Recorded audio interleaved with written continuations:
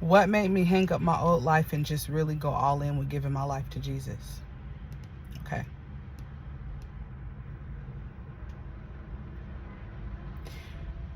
Hopelessness. Hopelessness. Let's rewind back to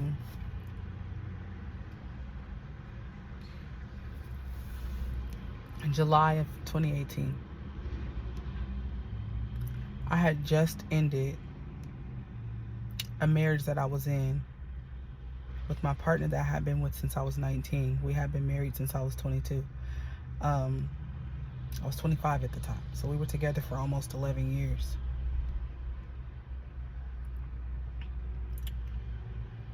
I was not almost 11 years. We were together for almost 7 years, is what I meant to say. I was physically abused. I was raped often. I was belittled often. I was cheated on weekly, if not daily. But I didn't want to end it because it was my first relationship. I did not date until I dated him. And I always told God that I would never have sex to someone that I was not married to. I lost my virginity to him, and internally I felt like that meant I needed to marry him no matter what he did. I was ready to leave before we even got married, but no matter what he did, I stayed. It was not all bad. We both have a lot of nephews and nieces, probably about 40 altogether, if you add his and mine together. But we were the babysitters. We were the only ones with no kids. So we were watching everybody's kids all the time, and we both are really good with kids. We both really energetic. We both acted like kids just like them. And it just worked. We had a connection through food because we could both cook. We had a connection through music because he likes the same type of music as me. And it felt like home. But by the end of the day, it didn't feel like home anymore, and this was a daily thing. I was used to getting knocked over and punched and kicked. I was used to it. He never broke a bone, but he bruised me up so badly that I used to want to just end my life, because he would bruise me up and then we would have sex. He would bruise me up and then he would tell me how much he loves me or run me a hot bath. He would bruise me up and then he would just say so much positive and nice and kind things to me. So it was like, no matter what happened, no matter what he did to me, I always wound up feeling like I owed him a piece of me. I always wound up feeling like I owed him my life. I always believed in God. I never had a moment in my life where I didn't.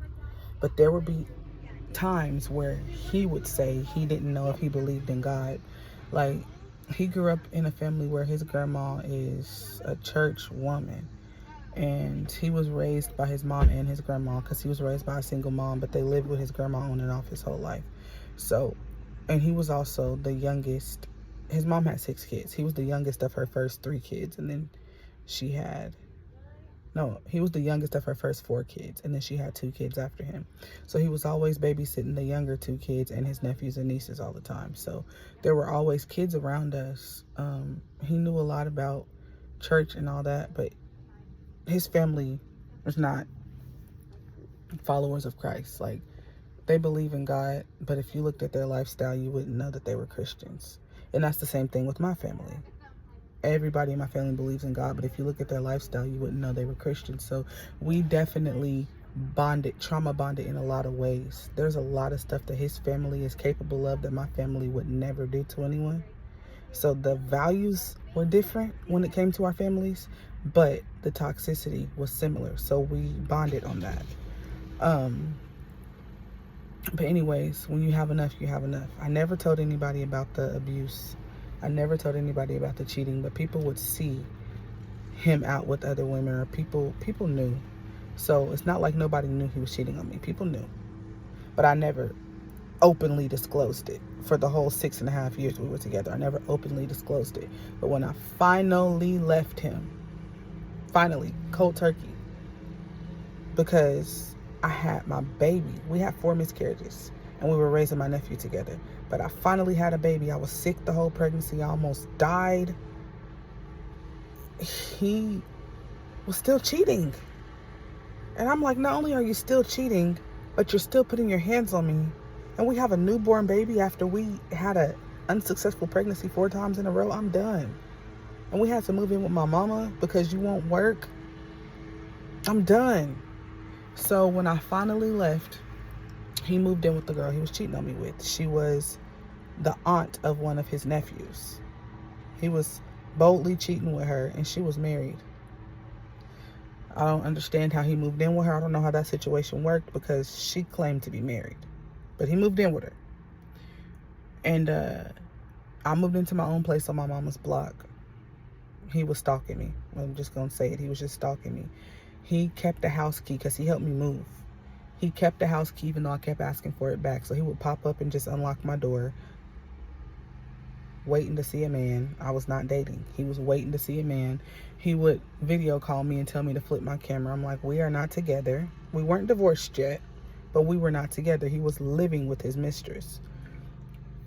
I would still send the kids with him, my newborn baby and my nephew who was 7 at the time. I never made him stop being a dad just because we weren't together. But he was trying to control my life. So I finally did start dating, but I never hung out with the guy, and the guy never came over my house. But the one time I finally met up with dude, I had sex with him the first day.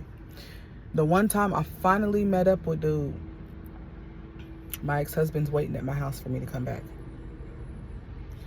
He takes my phone out of my hand, beats me, pulls me by my hair, threatens me, calls me all these names, pulls guns out on me, told me he was going to end my life if I ever talked to old boy again, held me up in my house for 2 days, wouldn't let me go anywhere. He only let me leave to go get my kids from my sister's house.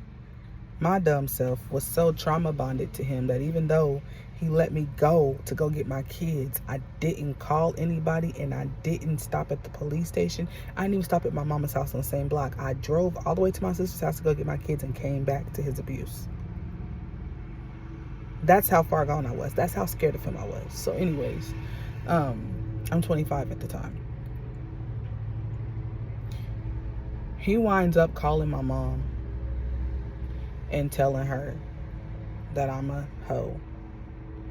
My mom can hear him strangling me because he has my feet off the ground, holding me up against the wall, strangling me. My mom can hear him strangling me, so she runs down to my apartment.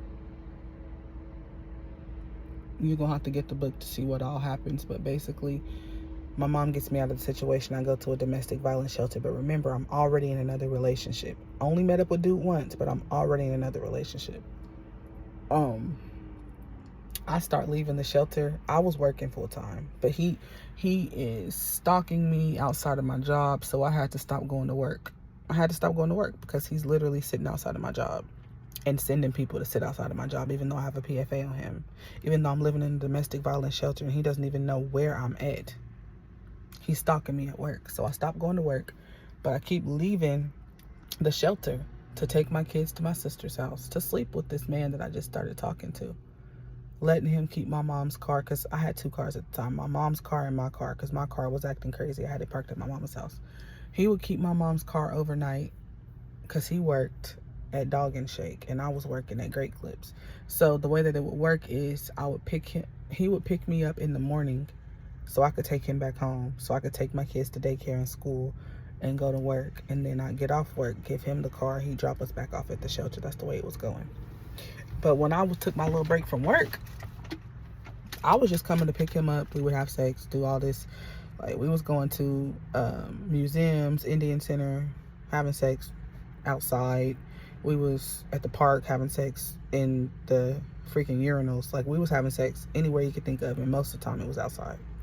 We were literally having sex every single day. And then I go back to work, and I start feeling sick. I text him, because I go take a pregnancy test. I already knew I was pregnant because I went like this. Every time I'm pregnant, if I go like this and I can feel 2 heartbeats, I know I'm pregnant. So I would tell him, you know, I'm pregnant. He wound up flipping, but then eventually he accepts it. And I get out the shelter. He moves in with me. My ex-husband's still stalking me. My ex-husband actually has his brother move into the same apartment complex as me so he can watch me. But anyways, come to find out, old buddy already had a pregnant girlfriend. He lied to me and told me that he didn't have any kids and he wasn't dating. And the house I kept dropping him off at that he kept telling me I couldn't go into, he said that it was him and his brother's house, and his brother's girlfriend and their kids stayed there. Whole time it was his girlfriend's mom's house. His girlfriend's mom and her stepdad's house. And then his girlfriend stayed there and all her siblings and all their kids and his mama and his little sister. All of them it was like 10, 12 of them staying in this townhome. I had no idea. But I'm already pregnant with him and he already moved in with me at this point. I'm out of the shelter. I also start finding out that he's sleeping with a 16-year-old at the job. At the job. And apparently his mama and his actual girlfriend go up there and try to fight. So he gets fired. He either gets fired or he quits. I don't know. But then he starts working at Burger King with his mama. And then him and the little 16-year-old girl move in with his mama while he's living with me. So he's living with me and his mom and his mama and his other girlfriend at the same time. Has clothes at all three of our houses at the same time. Crazy, right? Anyway, so it's just a whole bunch of stuff that keeps happening. And as I'm finding things out, I tell him he can't live with me. Every time I tell him he can't live with me, he pulls a gun on me or he beats me. So I stopped telling him he couldn't live with me. I got used to being raped. My ex-husband used to rape me all the time. It's called rape. If you say no and they do it anyways, whether you're in a relationship or not, whether you live together or not, you say no, it hurts, or I'm on my period, or you're cheating on me, or I just don't want to do it, and they still hold you down and do it and tell you to shut up, it's rape. So I was used to getting raped by my ex-husband and by him. I was just used to it. So rape happened to me so much that it was normal. I started to look for that type of sex. Rough sex is all I was ever used to. Literally. I don't even have sex to this day because I don't even know if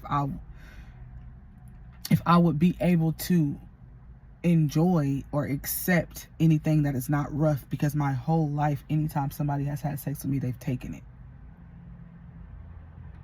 And then I start to actually want it. So then now we're having sex multiple times a day because I actually want it, because you took it from me so many times. So it's crazy. But anyway, so after I have our baby, I let my nephew go back and stay with my sister, who is his mom. She was staying with my mom at the time. So I only have my baby from my ex-husband. And my ex-husband I have a PFA out on him. He's not allowed to see her. So I have my baby from my ex-husband that my new boyfriend is now helping me raise. And I have the baby from him. He breaks my jaw. She ain't even 4 months old. He breaks my jaw. I don't know what to do, because as I stated before, he's pulling guns out on me all the time. Scared out of my mind that if I tell somebody what's going on, something gonna happen to me, something gonna happen to my family, or something's gonna happen to him. Also, I forgot to tell you, while I was pregnant, it's a whole bunch. My little sister was dating a girl that has a whole bunch of siblings, and my new boyfriend is friends with this family. Apparently that's how he knew about me. I didn't even know. He had been stalking me on Facebook already. He already knew a lot about my life because he was following me on Facebook for years before I even knew about him, while I was still married. So anyways, this girl that my sister's dating is abusive. So this girl starts abusing my sister so much that my sister's next door neighbor told her, hey, the code is knock on my wall if you need me and I'll come over. So he would come over and help my sister because my sister's whole house would jump her a lot, right? So then my nephew's mom moves in, my other sister moves in, and she's a partier. She does the nightlife stuff. She has a boyfriend, and him and his family is reckless. So long story short, there's a crazy night going on at my sister's house, and my sister, who doesn't know that the code is knock on the wall, starts knocking on the wall. I don't know what transpires because I wasn't there. I was at home pregnant and asleep. But the next door neighbor winds up getting shot. My sisters don't have guns. I'm gonna leave it at that. But the next door neighbor winds up getting shot. The next door neighbor is my new boyfriend's cousin. So now, on top of the fact that he's already abusing me, now he's threatening to kill my whole family. My family don't know that this is what's being said, but he would hold this over my head all the time. If you leave me, I'm gonna kill your family. The only reason your family ain't dead is because we together. He used to say that to me all the time. My family had nothing to do with that man dying. My family loved that man. Still do. He passed away almost 6 years ago. My family loves that man. He used to protect my little sister. We will never stop loving him. But the fact that somebody that is attached to one of my sisters ended his life caused my whole family to be in the danger zone with his family, right? My family don't know none of this. They don't know that this is what's being said. My family doesn't know. So the whole time I'm with him, which was only 3.5 years, I'm staying with him because he's crazy. This dude literally broke my jaw while I was driving. This dude literally is pulling guns out on me every day. So I literally went from being with my ex-husband, who was my best friend, but he just wouldn't stop hitting me and he wouldn't stop cheating. I went from being with him to being with a man who would tell me every day that he was going to kill me. Who would punch on me every single day, who would kick me all the time. I was living in that. But I'm still doing hair. But I'm still working at call centers. I'm still working 2 or 3 jobs at the same time because this dude, ever since he quit that dog and shake job, he won't get another job. He refuses. I'm taking care of all of my kids because I wound up having 3 kids with him. So I have 4 kids now. He's claiming all 4 of them because the first one is not actually his. So I'm taking care of all his kids, right? And then his other kids from his other baby mama, I'm not taking care of them, but I'm dealing with the drama of his other baby mama not letting him see his kids because he's with me. So now he's mad at me because she won't let him. So now he's always over there, but he's always over here, and it's just a back and forth. I'm like, take him. I don't want him. As long as you're not entertaining him, he wants to be in my house. Please entertain him so I don't have to deal with him. But it was just a back and forth because he was sleeping with a lot of people. It wasn't just us. It was a lot of people. And most of the girls he was sleeping with are sex workers, just to be real. The strippers are sex workers.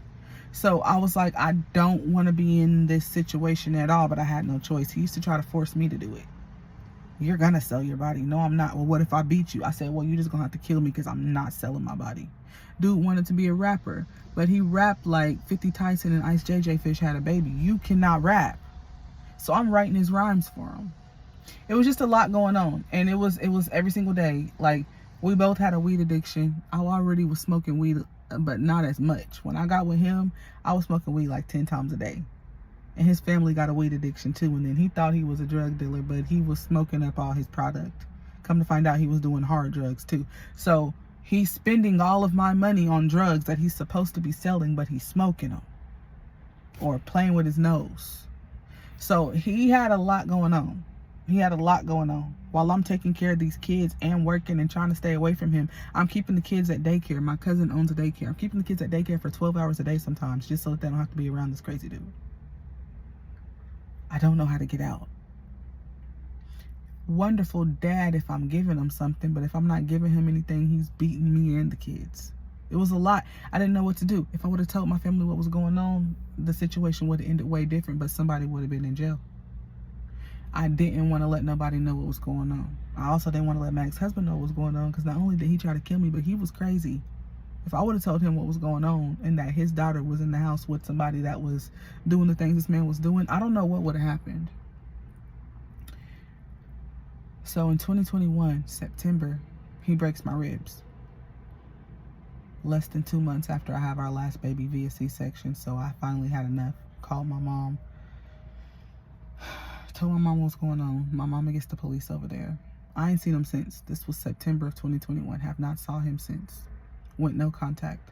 Moved out of town this time. Jesus met me where I was at. I was depressed. I wanted to end my life. I was smoking weed. I wound up getting into a little entanglement with a girl, and I'm not even gay. I became alcoholic. Never stopped taking care of my kids. Never stopped working, but I did not want to be here. Jesus met me where I was at. I was praying every single day, Lord, whatever it is you want me to do, fix it, please. Before I even left town, I said this prayer to God.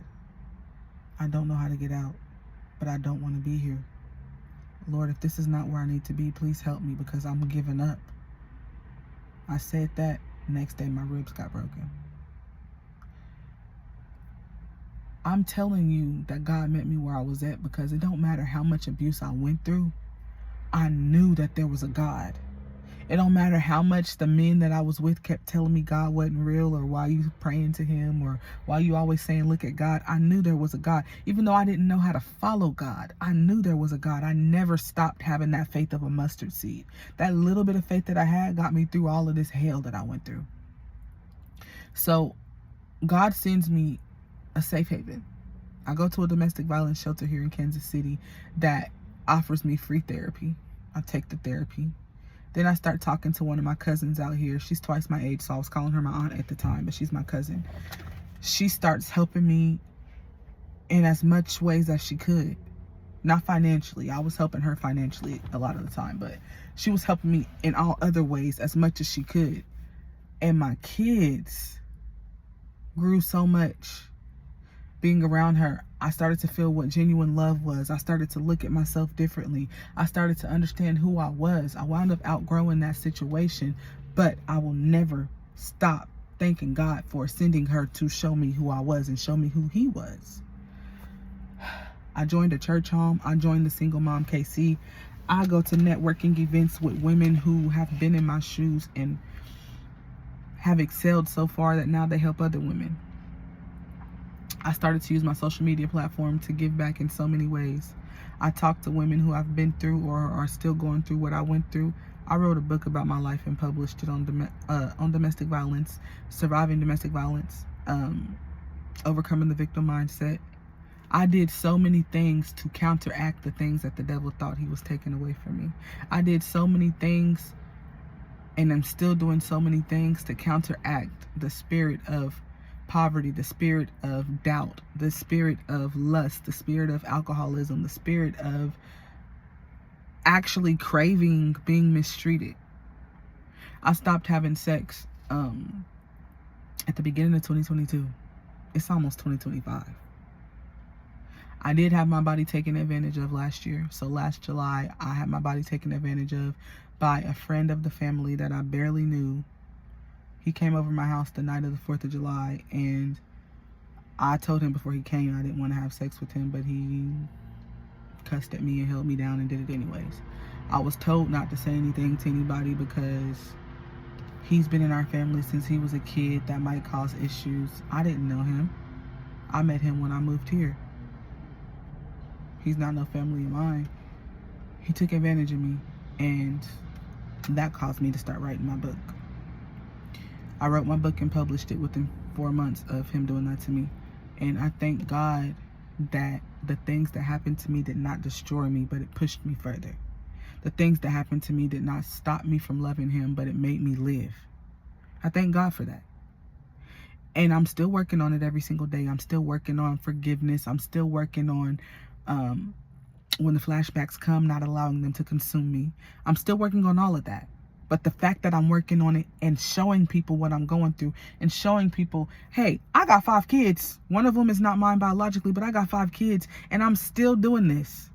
I'm still working. I'm still building my business. I still published a book. I'm still promoting myself online. All this crap that happened to me, I could have gave up on life. I could be a drug addict right now. I could be a whore right now.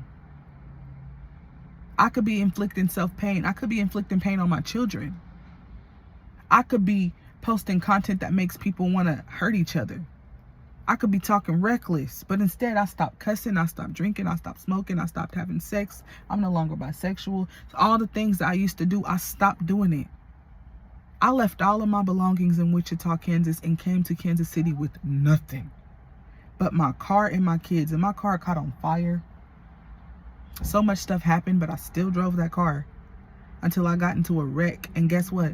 God sent me someone from the Single Mom KC, donated me a brand new car that's newer than the car that caught on fire. And I didn't have to pay a dime but 50 cents. That's it. I didn't have to pay for the amount of the car. This car is expensive.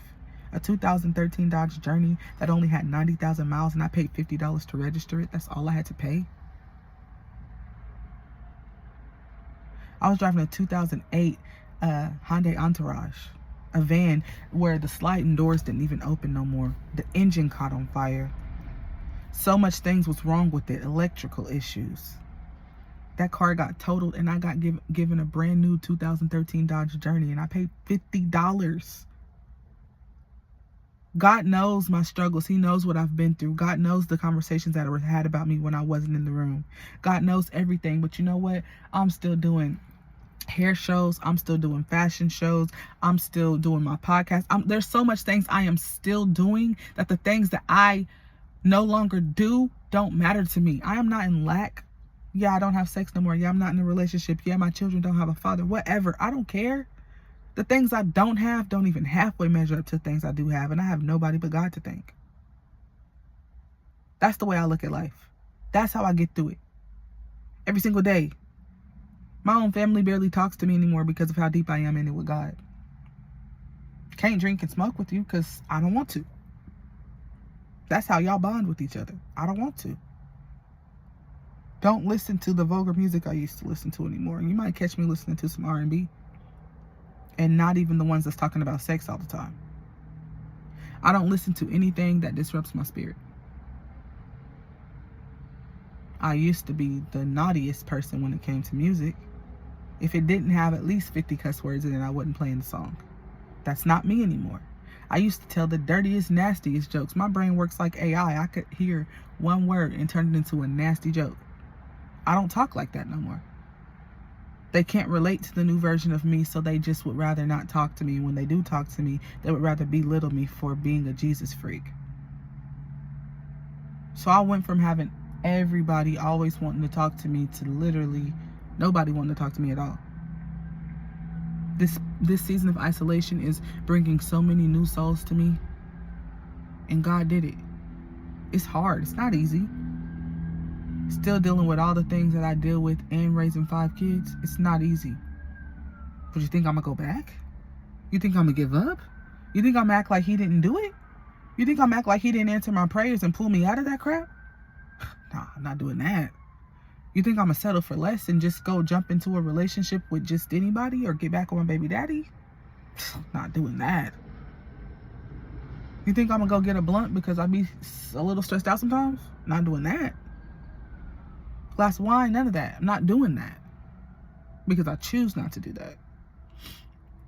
I love everybody, but I will never let anybody make me think that I'm doing too much for talking about God every day. If it wasn't for God, I would be on so many medicines to suppress my depression. I was prescribed medical marijuana. I was prescribed 6 different antidepressant meds. I took myself off of all of those cold turkey. Just one day said I ain't taking them no more and quit taking them. And I'm still good. God did it. My baby was failure to thrive. She didn't even reach 20 pounds until after she turned 1. She didn't learn how to walk until she was 17 months. She couldn't eat, talk, walk, or sit up without help. My baby is 3 and she has the most energy. She done gained weight. Doctors saying that she was going to be disabled. She's not. I prayed over her. That wasn't nothing but God. I got countless different things I could tell y'all that could have destroyed me, but my faith in God changed it all. That's why I can't stop talking about him. That's why I can't stop loving him. I don't know about you, but as for me and my household, we will serve the Lord. Amen.